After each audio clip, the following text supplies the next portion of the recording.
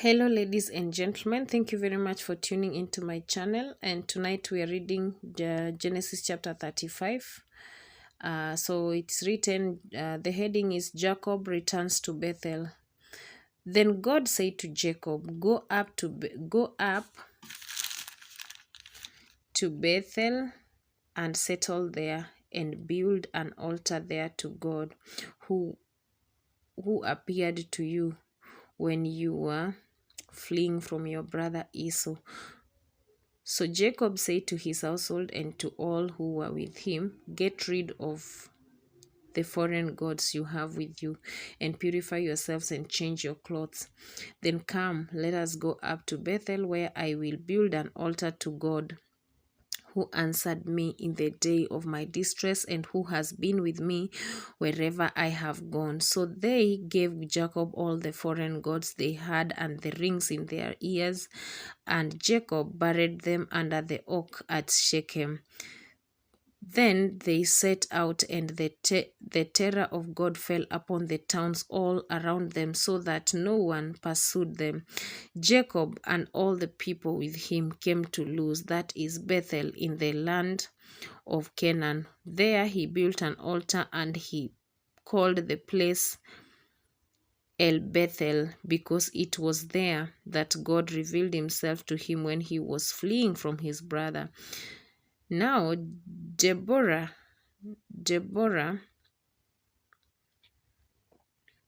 Rebekah's nurse, died and was buried under the oak below Bethel. So it was named Allon Bakuth. After Jacob returned from Padanaram, God appeared to him again and blessed him. God said to him, your name is Jacob, but you will no longer be called Jacob. Your name will be Israel. So he named him Israel. And God said to him, I am God Almighty. Be fruitful and increase in number. A nation and a community of nations will come from you, and kings will come from your body. The land I gave to Abraham and Isaac I also give to you, and I will give this land to your descendants after you. Then God went up from him at the place where he had talked with him.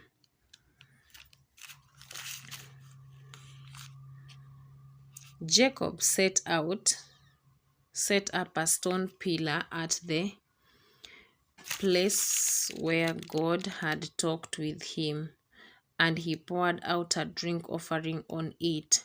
He also poured oil on it. Jacob called the place where God had talked with him Bethel.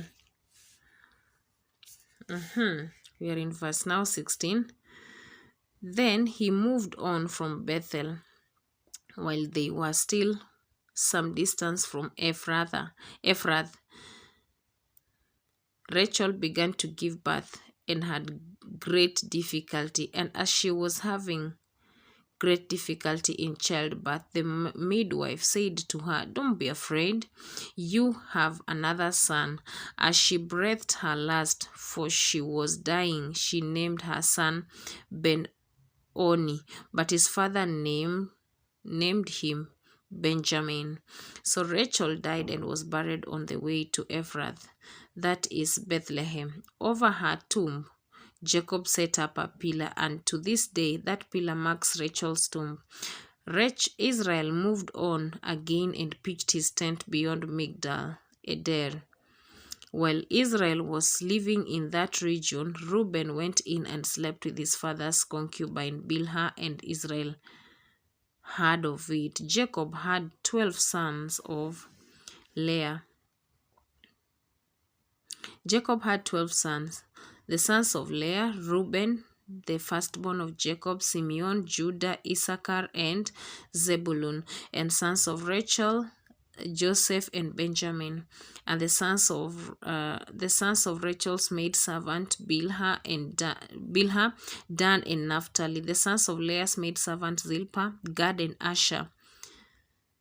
These were the sons of Jacob who were born to him in Padanaram. Jacob came home to his father Isaac in Mamre near Kiriath Arba, that is Hebron, where where Abraham and Isaac had stayed. Isaac lived 180 years. Then he breathed his last and died and was buried and was gathered to his people, old and full of years, and his sons Esau and Jacob buried him.